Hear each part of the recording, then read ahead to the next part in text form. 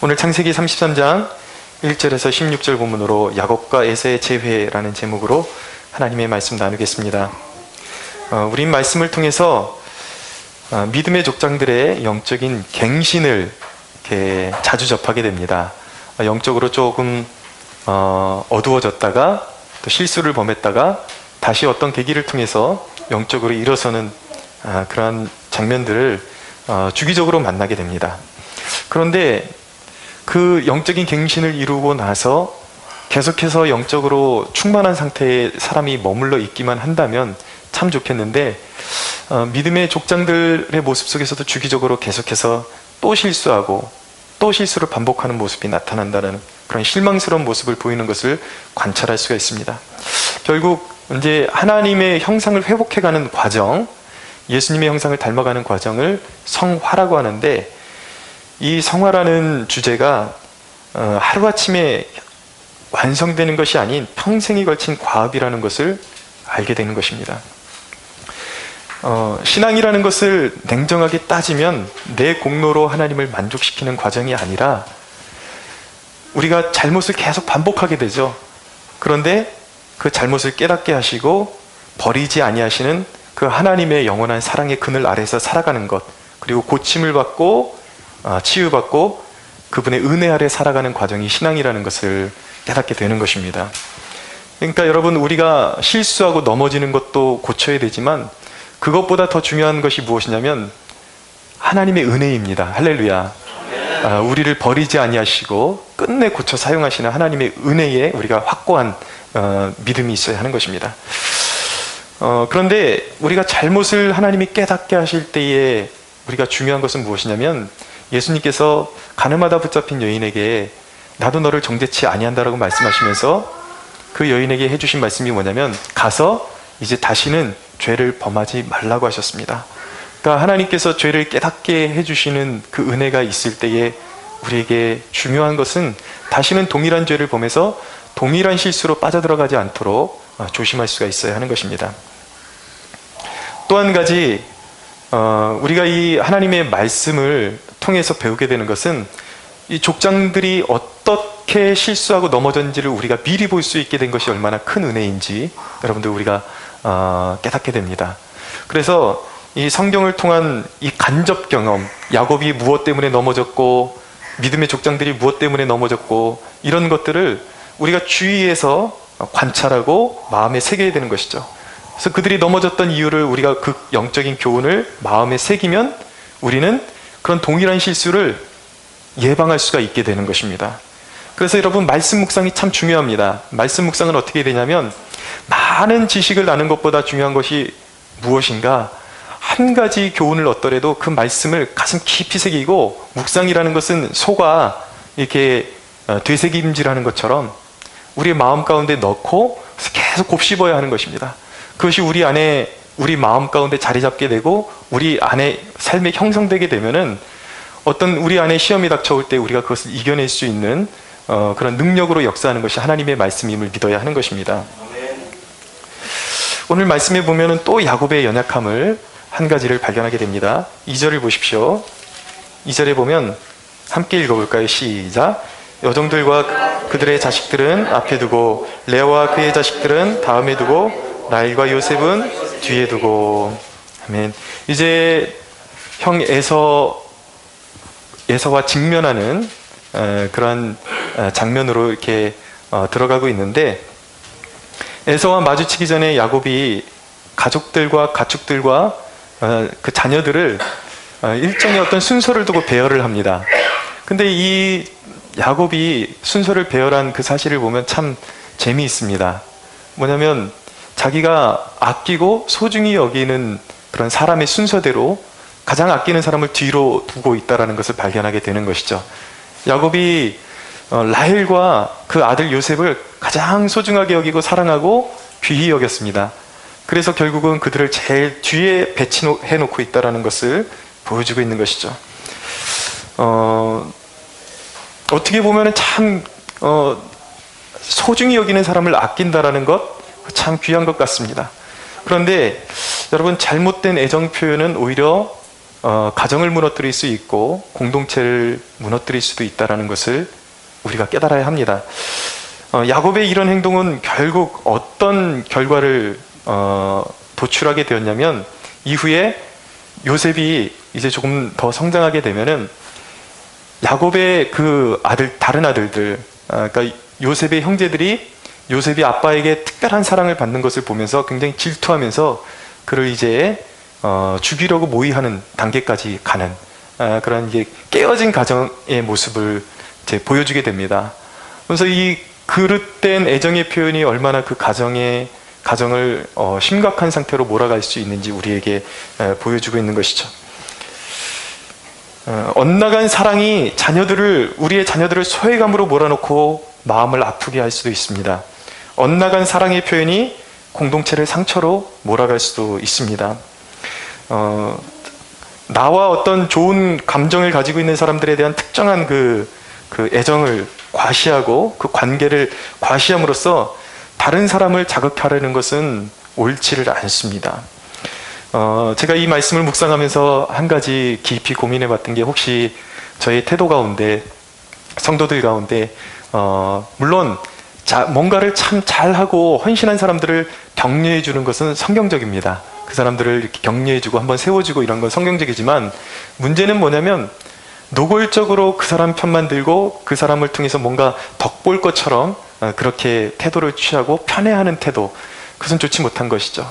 제 목회를 돌아보면서 혹시 제 안에 그런 어떤 누군가를 특별히 더 애정을 가지고 이렇게 친근하게 대해줌으로 인해서 다른 사람들을 이렇게 이용하려고 하는 그런 그릇된 모습은 있지 않았는지 반성해보는 계기가 되었고, 또 앞으로도 이 말씀을 통해서 그 부분에 있어서 더 신중하고 모든 성도들을 다 골고루 품는 그런 목회자가 되어야 되겠다라는 그런 다짐을 해보게 되었습니다.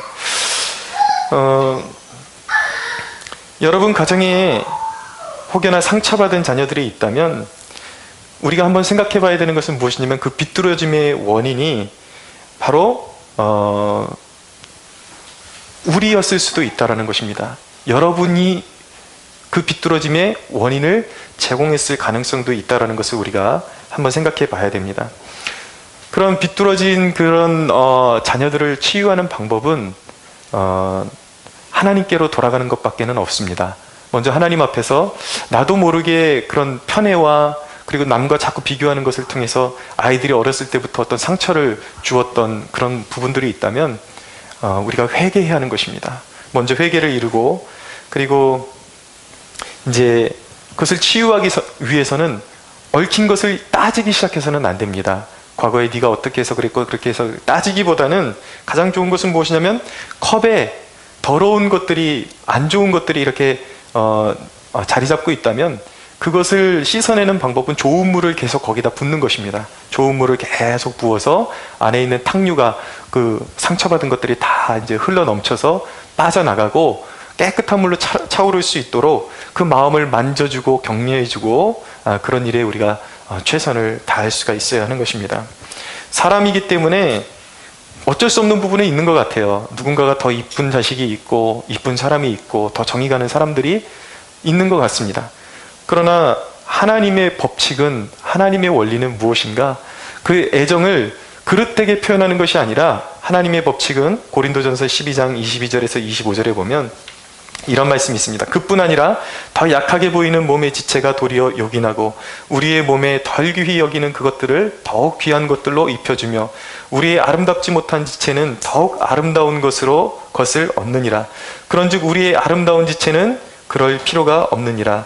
오직 하나님이 몸을 고르게 하여 부족한 지체에게 귀중함을 더하사 몸 가운데서 분쟁이 없고 오직 여러 지체가 서로 같이 돌보게 하셨느니라. 하나님의 법칙은 무엇입니까? 아무리 약한 지체에게도 동일한 사랑을 나눠주는 것입니다. 할렐루야. 네. 여러분, 우리 모두에게 필요한 것은 그리스도의 예수의 마음을 받는 것입니다. 그래서 그리스도의 예수의 마음을 받아서 우리 마음의 인간이기 때문에 누군가가 좀 더 애착이 갈 수는 있지만 우리의 마음을 더욱더 넓히고 더욱더 깊게 품고 모두를 품게 되는 그러한 주님의 종들이 되기를 축원합니다. 사람을 궁극적으로 변화시킬 수 있는 것은 편협한 애정을 쏟는 것, 그런 것들이 아니라 결국은 기도를 통해서 사람을 변화시킬 수 있다는 것을 알게 됩니다. 기도해야 합니다. 서로를 위해서 기도할 때에 가정이 복을 받고, 그리고 서로가 은혜 가운데 성장할 수가 있게 되는 것입니다. 자, 야곱이 지난 본문에, 우리 지난주 본문에 야복강가에서 정말 사활을 거는 정말 인생의 자신의 정말 생명을 다한 기도를 하나님 앞에 올려드린 그 대목을 우리가 보았습니다.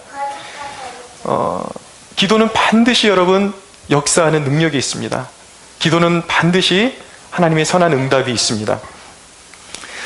야곱이 경험한 그 야복강의 기도를 통해서 경험했던 그 응답들이 무엇인지 오늘 이제 좀 더 구체적으로 살펴보기를 원합니다.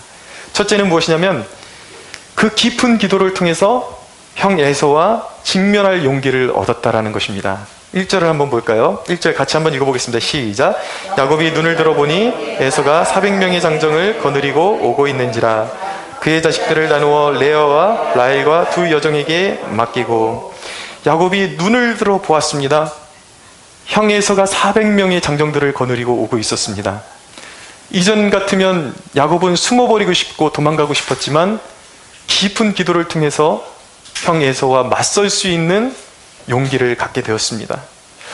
400명이라는 그 장정들은 야곱의 힘으로 어떻게 해보기에는 너무나도 두렵고 큰 존재들이었습니다. 그런데 여러분, 감사하게도 하나님께서 야곱을 보호하고 계셨다는 것입니다. 야곱에게 있어서 진정한 문제는 문제의 크기가 아니었습니다. 400명이 오느냐, 몇백 명이 오느냐, 그것이 중요한 것이 아니었어요. 여러분, 우리 인생의 문제도 마찬가지입니다. 문제의 크기가 문제가 아니에요. 우리 인생의 진정한 문제는 무엇이냐면 바로 두려움입니다. 두려움. 맞서보기 전에 두려워하고 포기하고, 맞서보기 전에 두려워하고 내려놓는, 두려움 때문에 포기하게 되고 두려움 때문에 또 목숨을 포기하게 됩니다. 티머시 R 제닝스라는 정신과 의사분이 있습니다. 이분이 책을 한 권 쓰셨는데 책 제목이 무엇이냐면 뇌 하나님의 설계의 비밀이라는 책입니다. 이 책에 나타나는 한 가지 내용이 무엇이냐면 1970년대에 샘 슈먼이라는 사람이 있었는데 이 사람이 의사들로 하여금 간암 진단을 받았습니다. 그래서 어떤 선고를 받았냐면 이제 당신은 몇 달 살지 못하고 이제 금방 죽을 것입니다. 그랬더니 정말 몇 달 살지 못하고 이분이 죽었습니다. 그래서 의사들이 그분의 그 시체를 부검을 해봤는데 놀라운 사실을 발견하게 됩니다. 그것이 간암이 아니라 의사들이 오진했다라는 것을 알게 된 거예요. 그냥 요만한 혹덩어리, 작은 종양 하나가 있었는데 그것이 간암 말기인 것처럼 오진해가지고 그에게 오진을 주었다라는 것이죠. 근데 이 사람의 불행은 무엇이냐면 의사들의 오진을 그대로 믿었다라는 것입니다. 그러니까 나는 몇 달 살지 못할 사람이구나, 그것을 믿으니까 진짜 죽더라는 것입니다. 이 생각의 힘, 이 믿음의 힘이라는 것은 굉장히 대단한 것입니다. 우리의 생각과 우리의 믿음은 밀접한 관계를 가지고 있어요. 우리가 무엇을 생각하고 무엇을 믿느냐가 우리의 일생을 좌우할 수도 있다는 것이죠. 그래서 이 의사들이 이제 오랜 연구 끝에 낸 결론이 무엇이냐면 많은 사람들이 죽는 경우가 실제 병 때문이 아니라 아프다는 믿음 때문에 죽는다라는 사실을 발견하게 되었습니다. 사랑하는 여러분, 이 시간 여러분들의 육체의 건강에 한계에 매이지 않게 되기를 축원합니다. 모든 묶인 것들을 믿음으로 풀어내기를 소원합니다. 풀어내십시오. 하나님은 사랑이십니다. 이 사람이 이야기하는 것이 계속해서 이제 설파하는 논지는 무엇이냐면 하나님은 사랑이시라는 거예요. 하나님은 사랑이시기 때문에 하나님의 그 사랑이신 하나님이 우리 인생을 설계해 놓으셨는데 그분이 설계해 놓으신 그 법칙대로, 하나님이 설계하신 그 법칙대로 조화를 이루며 우리가 살아갈 때에 우리의 정신과 몸이 더욱더 기능이 향상된다라는 것입니다. 그래서 오히려 내가 아프다 그렇게 믿고 자기를 한계에 가두는 경우보다 믿음을 가지고, 그리고 하나님의 사랑의 법칙을 가지고 자꾸 다른 사람을 위해서 봉사하고 헌신하고 이랬던 사람들을 임상적으로 정말 수년 단위로 이렇게 실험을 해보니까 하나님 앞에 봉사하고 헌신했던 사람들이 수년 후에 나는 건강이 안 좋으니까 나는 쉬어야 돼. 그리고 제자리에 앉아있던 사람들보다 나중에 압도적으로 더 정신적으로, 몸적으로, 육체적으로 건강해져 있다는 것을 발견하게 된 것입니다. 하나님 앞에 귀히 쓰임받았던 종 중에 목회자 중에 레너드 레븐힐이라는 목사님이 계십니다. 아주 유수한 설교로 많은 사람들이 영적 감화를 끼쳤던 분인데, 이분이 젊은 시절에 높은 곳에서 떨어져 가지고 몸에 7군데나 뼈가 골절되는 그런 불행한 사고를 당하게 되었습니다. 근데 의사가 그에게 선고하기를 당신은 11년 이상 당신의 육체가 지속되지 못할 것입니다. 정상적인 기능이 11년이 지나면 당신의 육체는 골골해지기 시작할 것이고, 곳곳서 이제 마비 증상이 오고, 그리고 이제 신체 장애가 올 것입니다. 그렇게 선고를 했어요. 근데 이 레븐힐 목사님은 의사의 선고에 전혀 개의하지 않고 설령 자신이 정말 마비 상태가 온다 할지라도 그때까지는 내가 무조건 주의 사명을 받들고 주의 일에 순위를 두고 이 질병에 타협하지 않겠다라는 그러한 자세를 가지고 오로지 하나님 앞에 경건을 쌓으며 기도하며 믿음을 가지고 사명 중심의 삶을 살았어요. 하나님께서 허락하시는 것은 어디든지 달려가서 말씀을 전하고 교회를 돌보고 목회하는 데 전념을 다했는데, 여러분 그 결과로 어떤 결과가 주어졌는가? 이분이 죽을 때까지 건강하게 주의 일을 감당하는 축복을 누리다가 하나님께 부름을 받았습니다. 사랑하는 여러분, 두려움의 영을 물리치십시오. 두려움은 하나님이 주시는 것이 아닙니다. 하나님이 주시는 것은 사랑과 희락과 평강임을 믿으시기 바랍니다. 기도하면 두려움이 물러가는 것입니다. 왜입니까? 믿음이 생기기 때문입니다. 여러분, 아직도 여러분들에게 주어지지 않은 어떤 인생의 결과 때문에 두려워하면서 마땅히 할 수도 있고 해야만 하는 일들을 자꾸 미루는 그러한 습관들을 가지고 있지는 않습니까? 믿음을 가지십시오. 기도에는 능력이 있습니다. 기도하고 상황에 믿음으로 직면하십시오. 두려워하지 마십시오. 하나님의 영이 함께 하실 것입니다. 두 번째 야곱이 받은 응답은 무엇이냐면 에서의 마음이 녹아졌다라는 것입니다. 4절 같이 한번 읽어보겠습니다. 4절 시작. 에서가 달려와서 그를 맞이하여 안고 목을 어금 맞추며 그와 입 맞추고 서로 우니라. 아멘. 에서와 야곱이 서로 마주쳤을 때에 야곱의 그 마음속에 있던 두려움대로 된 것이 아니라 기도를 통해서 승리를 체험하고 나니까 형 에서의 징후가 싹 녹아내린 것을 발견하게 되었습니다. 그리고 이 두 형제가 20년 만에 만나서 뜨겁게 포옹을 하고 이렇게 뜨거운 눈물을 흘리고 있는 장면입니다. 여러분, 이것을 통해서 우리에게 주시는 영적인 교훈은 무엇입니까? 기도하는 자에게 하나님께서 위기를 기회로 바꾸어 주실 수 있다는 것입니다. 우리의 인생의 위기를 하나님은 기회로 바꾸어 주십니다. 여러분, 교만은 심각한 죄악입니다. 끊임없는 자기중심성이라는 것이 교만이거든요. 다 내 힘으로 하려고 그러는 것. 여러분, 교만한 사람은 결코 기도하지 않습니다. 아무리 하나님이 도와주신다고 해도 외치고 소리쳐도 죽기까지 하나님의 도움을 구하지 않습니다. 여러분, 교만이라는 것은요, 그냥 거칠고 그런 모습이 교만이 아니에요. 진정한 교만은 무엇이냐면 아무리 그 사람이 외적으로 유하고 조용하고 겸손한 모습을 가지고 있는다 할지라도 그 영혼이 하나님 앞에 기도하지 않는 영혼이라면, 하나님의 도움을 구하지 않는 영혼이라면 그것이 바로, 하나님께 도움을 구하지 않는 것, 그것이 바로 교만인 것입니다. 제가 우리 한결이 크면서 이 어휘력이 느는 걸 보면서 깜짝깜짝 놀랄 때가 있습니다. 어느 순간 이 녀석이 이제 습관 중에 하나가 손톱을 자꾸 이렇게 이빨로 물어뜯는 습관이 있어요. 그러니까 네 손가락을 다 물어뜯으니까 이 손가락 4개가 허옇게 이렇게 자꾸 벗겨지는 그런 이제 증상이 나타나는 거예요. 그래서 애기 엄마가 자꾸 혼내다 안 되니까 이제 아빠한테 좀 혼내달라고. 그래서 제가 그랬죠. 한결아, 너 자꾸 그렇게 이 손톱 뜯으면 이제는 다시는 장난감 안 사줄 거야. 그랬더니 가만히 있다가 아기가 하는 말이, 저는 이전에는 우리 한결이의 반응은 그런 게 아니었거든요. 아빠 비워 그러면서 절대 안 된다고 그렇게 반응하던 녀석이 이제 말이 어디서 늘었는지 그런 거 나 이제 필요 없거든요. 그러는 거예요. 나 필요 없거든요. 그러는 거예요. 아빠의 도움 같은 건 필요 없어요. 라고 그렇게. 어디서 그런 말을 배웠는지 제가 순간적으로 깜짝 놀랐습니다. 아, 그렇구나. 필요 없구나. 근데 여러분, 우리의 모습, 하나님 앞에 하나님의 도움을 구하지 않는 인간의 모습, 바로 이런 것이라는 것이죠. 인간이 기도하지 않는 이유는 자기가 끊임없이 어떤 기회를 만들 수 있다라는 착각 속에 살아가고 있기 때문입니다. 그러나 여러분, 우리 안에 정죄되지 않은 욕망에서 비롯된 기회는 우리에게 진정한 기회로 다가오는 것이 아니라 욕으로 우리에게 다가올 수 있음을, 돌아올 수 있음을 성경은 보여주고 있습니다. 구약 성경에 보면 하만이라는 인물이 있습니다. 이 하만이 그 이스라엘 유다 백성인 모르드게의 대적이었어요.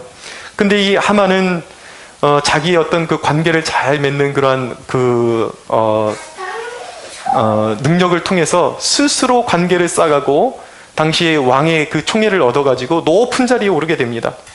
그리고 유다 백성인 그 모르드게를 끊임없이 미워하면서 그를 짓밟고 스스로 일어서려고 그러는 그러한 계략을 음모를 꾸미고 결국 자기의 눈에 가시인 모르드게를 죽이기 위해서 높은 장대를 만들어가지고 언젠가는 여기에다가 모르드게를 달아서 죽이겠다. 그러고 스스로 기회를 찾고 하나님 앞에 겸비하지 못하고 늘 자기 욕심대로 살고 자기가 기회를 사서 살더니 자기가 기회를 잡기 위해서 만든 장대에 결국은 하나님의 심판을 받아서 자기 자신이 달려서 죽게 되는 그런 수모를 당하게 된 것입니다.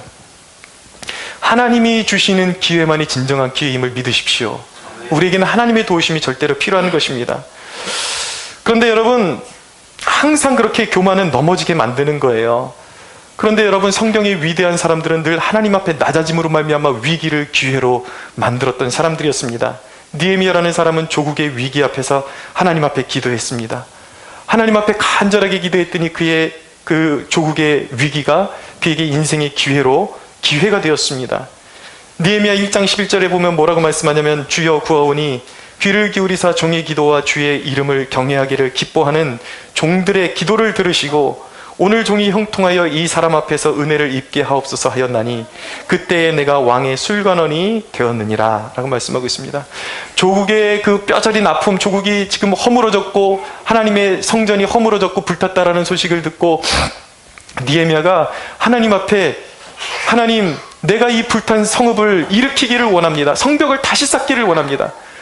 실추된 하나님의 영광을, 부족하지만 나에게 기회를 주시면 그것을 내가 다시, 하나님의 영광을 다시 한번 높이 들어 올리기를 원합니다 라고 그렇게 기도했을 때에 그에게 인생의 기회가 왔다라는 것입니다. 그에게 길이 열려서 그가 왕의 술관원이 되었다라는 것이죠. 당시의 왕의 술관원은 아주 고위관직이었습니다. 왕과 긴밀한 관계를 유지하면서 왕의 총애를 얻을 수 있는 그러한 자리였어요. 그래서 느헤미야가 거기서 왕의 술관원을 하면서 자신의 그 여러 가지 사정, 그 예루살렘에 처한 여러 가지 사정을 왕에게 알려주면서 왕의 총애를 얻어서 예루살렘을 다시 복권할 수 있는, 성벽을 다시 재건할 수 있는 모든 재원과 지원을 왕으로부터 받아낼 수가 있었던 것입니다. 느헤미야의 형통의 중심에는 자기 자신을 위한 것이 전혀 없었습니다. 오직 하나님의 영광을 위한, 하나님의 영광만이 그의 삶의 중심의 인생의 주제였던 것입니다. 사랑하는 여러분, 하나님은 항상 진실한 백성들의 기도에 귀를 기울이심을 믿으시기 바랍니다. 여러분, 존귀해지기 위해서 하나님을 믿지 마십시오. 여러분들이 하나님을 이용해서 존귀해지기 위해서 하나님을 이용하려고 하지 마십시오. 역으로 하나님을 잘 섬기기 위해서 하나님을 섬길 수 있게 되기를 바랍니다. 하나님을 존귀히 여기면 존귀함은 따라오게 되는 것입니다. 사랑하는 여러분, 하나님의 영광을 위해서 살아갈 때 하나님의 존귀하심이, 하나님의 영광이 우리의 삶 가운데 임하는 축복이 임할 줄로 믿습니다. 여러분, 세상을 아직도 모르십니까? 얼마나 더 설명해야 되겠습니까? 여러분 이미 다 경험해 보셨지 않습니까? 세상에 아무리 덕을 볼라 그래도 결국은 등을 돌리는 것이 바로 세상이라는 것을 우리는 이미 경험해 왔습니다.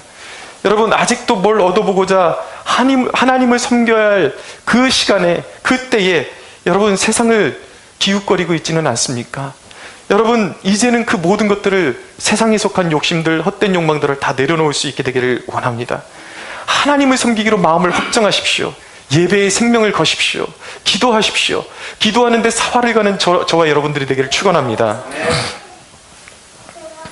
세 번째로 받은 응답은 무엇이냐면, 가장 큰 응답은 야곱 자신의 변화였다라는 것입니다. 우리 10절 한번 읽어보겠습니다. 시작. 야곱이 이르되 그렇지 아니하니이다. 내가 형님의 눈앞에서 그 은혜를 입었사오면 청하건대 내 손에서 이 예물을 받으소서. 내가 형님의 얼굴을 배운즉 하나님의 얼굴을 본 것 같사오며 형님도 나를 기뻐하심이니이다. 아멘. 내가 형님의 얼굴을 배운즉 하나님의 얼굴을 본 것 같사오며. 여러분, 야곱이 받은 은혜 중에 가장 큰 것은 무엇이냐면 자기 자신의 눈이 변했다라는 것입니다. 자기 자신의 변화를 경험한 것이었어요. 깊은 기도의 터널을 통과했더니 형 에서가 더 이상 경쟁자로 보이지 않기 시작했습니다. 더 이상 두려운 존재가 아닌 것이었어요. 에서에게서 하나님의 형상을 보게 된 것입니다. 모든 사람은 하나님의 형상으로 지어졌습니다. 우리를 괴롭히는 누군가가 있다면, 여러분을 괴롭히는 누군가가 있다면, 그것은 그가 영적으로 눈이 가려져서 아직 영적인 실체를 모르기 때문이에요. 하나님의 사랑을 모르기 때문에, 하나님의 은혜를 모르기 때문에 그렇게 핍박을 자처하는 것이죠. 핍박자를 자처하는 것이죠. 영적으로 잘 모르기 때문에. 그런데 예수님께서 뭐라고 말씀하셨냐면 원수를 사랑하라고 말씀하셨습니다.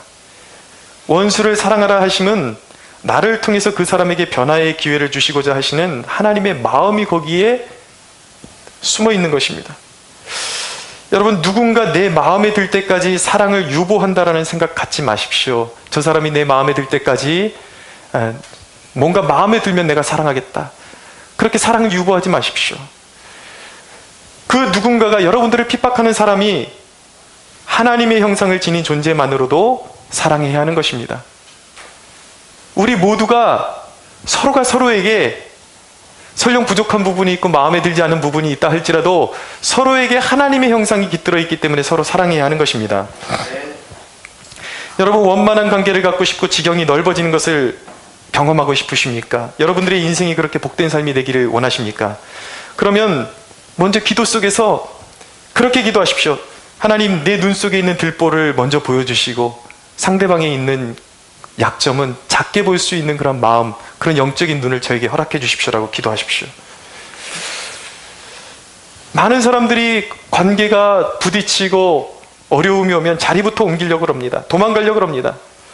그런데 여러분, 내 눈 속에 들보가 있어서 늘 삐딱한 눈으로 상대방을 바라보고 사람을 바라보는데 어떻게 평화가 있을 수 있겠습니까? 어딜 가든 진정한 평화가 있을 수 있겠습니까? 여러분, 기도는 아버지 앞에서 나를 내려놓는 시간입니다. 진정한 기도는 무엇입니까? 내 원대로 하지 마옵시고 아버지의 원대로 하옵소서. 이것이 진정한 기도인 것입니다. 여러분들 삶 가운데 여러분들을 괴롭히는 누군가가 있습니까? 자식이 있습니까? 늘 사고치고 여러분들의 마음에 들지 않는 자식이 있습니까? 그 자식 안에 있는 하나님의 형상을 볼 수 있게 되기를 원합니다. 여러분들의 남편 그리고 아내 안에 있는 하나님의 형상을 바라보십시오. 그들 안에 있는 하나님의 형상을 바라보게 된다면 그들을 불쌍히 여기는 예수님의 마음이 여러분들에게 생겨나게 될 것입니다. 네 번째로 야곱이 경험했던 응답은 무엇이냐면 형 에서가 야곱의 예물을 받아들이게 되었다는 것입니다. 9절 한번 읽어볼까요? 9절 시작. 에서가 이르되 내 동생아 내게 있는 것이 족하니 내 소유는 내게 두라. 아멘. 형 에서가 야곱의 예물을 처음에는 받지 않으려고 했습니다. 근데 그의 마음을 열어서 11절에 보니까 이제 에서가 야곱의 예물을 받는 것을 보여주고 있습니다. 11절 한번 읽어보겠습니다. 시작. 하나님이 내게 은혜를 베푸셨고 내 소유도 족하오니 청하건대 내가 형님께 드리는 예물을 받으소서 하고 그에게 간구하매 받으니라. 아멘. 야곱이 가장 걱정하던 부분이 무엇이었습니까? 형 에서가 예물을 받아줄까 하는 그런 걱정이었습니다. 대목이었습니다. 에서가 야곱의 예물을 받아주는 대목이 왜 중요합니까? 그것은 형 에서가 자신의 존재를 받아들여 주었다라는 어떤 사인이기 때문에 중요한 것이죠. 아, 이제 형님이 진정으로 나를 받아줬구나. 진정한 화해가 이루어졌구나. 그 척도가 무엇입니까? 바로 에서가 마음을 열고 야곱의 예물을 받아줘야 그것이 이루어지는 것이죠. 근데 오늘 말씀해 보니까 기도를 통해서 승리했더니 닫힌 에서의 마음 문이 활짝 열려서 야곱의 예물을 형 에서가 기꺼이 받아주게 되었다는 것입니다. 여러분, 삶의 진정한 문제는 무엇입니까? 삶의 문제는 방법의 문제가 아니라 하나님과의 관계의 문제인 것입니다. 하나님과 영적으로 통하고 하나님과 풀리면 우리의 인생의 문제가 풀리는 것을 믿으십시오. 인생은 방법의 문제가 아니에요. 하나님과의 관계의 문제예요. 어떤 성도가 최근에 어떤 목사님 얘기를 들어보니까 자신의 교회의 설교 예화에 예전에 우리 믿음의 선조들이 그 믿지 않는 남편의 고무신을 가져와서 예배당에다가 갖다 놓고 그렇게 부르짖으면서 오랫동안 기도했더니 믿지 않는 남편이 주께로 돌아왔다라는 그 예화를 했더니 진짜 어떤 성도분이 남편 구두를 새벽마다 가져와가지고 엎어놓고 그 구두를 놓고 기도하더래요. 여러분, 우스우십니까? 아니에요. 절대 아니에요. 여러분, 방법의 문제가 아니에요. 그것은 믿음인 것입니다. 남편의 구두를 이곳에 가져왔다는 것은 어떻게 보면은 그것은 굉장히 우스꽝스러운 방법일 수 있지만 하나님 앞에서는 귀한 믿음의 고백일 수 있다는 것을 기억하셔야 돼요. 방법이 아니라 관계인 것입니다. 여러분, 하나님의 역사는 어떤 사람들에게 일어나는가? 방법이 대단한 데서 하나님의 역사가 일어나는 것이 아니에요. 진정한 하나님의 역사는 우리의 우리가 순수한 믿음을 하나님 앞에 올려드릴 때에 그것이 사람의 눈에 보기에는 우스꽝스러워 보이고 이성적으로는 별로 그래서 좋은 방법이 아닌 것 같다 할지라도 하나님은 그 순수한 믿음을 보시고 역사하시는 하나님이십니다. 하나님은 우리의 중심을 보세요. 믿음을 보시는 것입니다. 사랑하는 여러분, 결코 믿지 않는 여러분의 가정을 포기하지 않게 되기를 원합니다. 핍박과 환란이 있어도 전도를 포기하지 마십시오. 여러분들이 품은 영혼을 포기하지 마십시오. 인내하는 기도, 끝까지 부르짖는 기도, 하나님을 의지해서 부르짖는 기도는 반드시 응답될 것입니다. 여러분, 기도하십시오. 기도하는 자에게는 늘 소망이 있는 것입니다.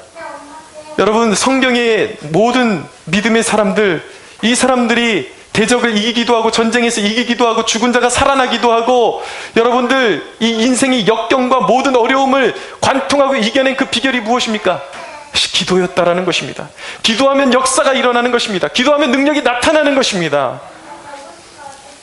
여러분, 새벽 기도를 드리십시오. 새벽에 일어나십시오. 여러분들의 인생이 귀한 줄 알면 여러분 보십시오. 우리 인생의 한계를 가져다 주는 것이 무엇입니까? 그릇된 믿음이라는 거예요. 아까 제가 말씀드렸잖아요. 생각에 묶임이 있으면 우리의 인생을 정말 낭비하게 되는 것입니다. 내가 건강하지 못하니까, 피곤하니까. 그런데 여러분, 우리가 익히 경험해서 잘 알지 않습니까? 피곤하니까 나는 아침에 더 자야 돼.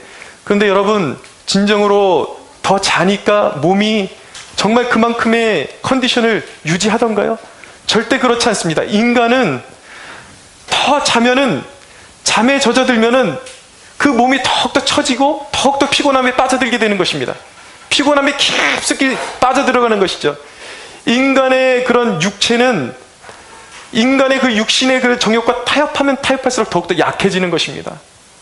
사랑하는 여러분, 새벽을 깨우십시오. 하나님은 새벽에 도우시는 하나님이십니다. 할렐루야. 목요 집회에 나오십시오. 여러분들 다른 곳에서 시간이 없는 것이 아닙니다. 여러분들이 누군가와 만나서 사람들과 필요 없는 시간을 가질 수 있다는 것, 어딘가에 가서 여러분들이 술자리를 나누고 여러분들 인생을 그렇게 나눌 수 있다는 것은 무엇입니까? 분명히 시간이 있다는 것인데 헛된 데 시간을 보내고 있다는 것입니다. 여러분, 하나님을 의지하십시오. 하나님을 의지하는 자는 결코 망하지 않는 것입니다. 시간을 내십시오. 기도에 나오십시오. 그것이 여러분들의 인생의 힘이 될 것입니다. 여러분의 삶의 예선은 무엇입니까? 그것이 여러분들의 인생이 극복할 수 없는 버거운 그런 에서와 같은 존재는 무엇입니까? 사람일 수도 있고, 직장일 수도 있고, 여러분들의 어떤 시부모일 수도 있고, 자식일 수도 있고, 사역일 수도 있어요. 여러분들을 버겁게 하는 인생의 에서는 무엇입니까? 그러나 여러분, 에서를 회피하면 우리 인생의 짐은 더욱더 무거워지는 것입니다. 인생의 저항은 더욱더 거세지는 것입니다. 그러나 그 애서를 품고 기도의 자리로 나아가면 그것이 나를 변화시키는 것이에요. 하나님이 우리에게 상한 마음을 주시는 이유는 무엇입니까? 기도의 사람을 만들기 위해서 주시는 장벽인 것입니다. 저는 경험을 통해서 하나님이 어떤 인생의 장애를 주실 때 그것이 얼마나 사람을 강하게 하는지 경험해 봤습니다. 제가 운동을 하면서 다리를 다치면서 처음에 오른쪽 다리가 부러지면서 수술을 하는 바람에 한 6개월 이상을 그 기부스를 하고 다녔습니다. 그러니까 어떻게 살 수밖에 없었는가? 왼발을 의지해서 계속 깽깽이라 그러죠? 한 발로 계속 뛰어다닐 수밖에 없었어요. 그러니까 처음에는 너무 고통스럽고 힘들고 아프더니 몇 개월이 지나니까 왼쪽 다리, 한쪽 다리가 엄청나게 굵어지는 것을 알게 되었습니다. 근데 나중에 이제 기부스를 풀고 몸을 회복하고 체대 입시를 보게 되었는데 그 체대 입시 과목 중에 서전트 점프라는 것이 있습니다. 그것이 무엇이냐면 제자리에서 이렇게 높이 뛰어가지고 몇 센치나 올라갈 수 있는지 기능을 보는 거예요. 근데 75cm가 만점이에요. 여러분 75cm라니까 얼마 안 되는 것 같지만 제자리에서 동력 없이 그냥 발바닥이 땅에서 75cm가 떨어진다는 것은 엄청난 높이인 것입니다. 근데 여러분 제가 그 장애를 통해서 그 수술 과정을 통해서 한쪽 다리를 단련받게 되면서 몇 센치를 뛰었는지 아십니까? 왼쪽 다리 한쪽 다리만 거의 의지해서 뛰었는데 불구하고 90cm를 뛰었습니다. 놀라운 것입니다. 90cm면 거의 농구 선수들 수준이에요. 사랑하는 여러분, 우리 인생 가운데 장애와 어려움이 오는 것을 무서워하지 말고 하나님의 능력으로 직면하면 우리의 인생 가운데 성장이 옴을 믿으시기 바랍니다. 여러분, 애서를 통해서 우리는 더 깊어지게 될 것입니다. 더 큰 그릇이 될 것입니다. 더욱더 하나님과 깊은 그런 믿음의 사람으로 우리는 성장하게 될 것입니다. 사랑하는 여러분, 어떤 이들은 이런 설교를 들으면 시련은 유익한 것이다에 머무르는 그런 정도의 교훈으로 새기는 분들이 있습니다. 그런데 아니에요. 여러분, 우리가 이 애서를 통해서 더욱 예수 그리스도와 강한 유대감을 갖지 않으면 설교를 잘못 들은 것입니다. 아무 소용이 없는 것입니다. 사랑하는 여러분, 여러분들의 인생의 어려운 문제를 통해서 더 그 기도의 자리로 나아가 예수님 안으로 예수 그리스도와 더 깊은 연합의 관계를 맺게 되기를 원합니다. 왜입니까? 기독교는 단순히 행함이 아니에요. 단순한 순종의 문제가 아니에요. 순종이 중요하지만 예수 그리스도와 연합하는 것이 기독교인 것입니다. 예수 그리스도와 연합을 통해서 열매 맺게 되는 것이고 연합을 통해서 하늘의 신령한 축복을 누리게 되는 것입니다. 사랑하는 여러분, 깊은 기도를 통해서 예수님이 내 안에 계시고 내 안에 내가 예수님 안에 있는 그 놀라운 축복과 은총을 발견하게 되는 놀라운 축복이 여러분들 안에 있어지기를 간절히 주 예수의 이름으로 축원합니다. 우리 하나님께 영광의 박수 올려드리겠습니다.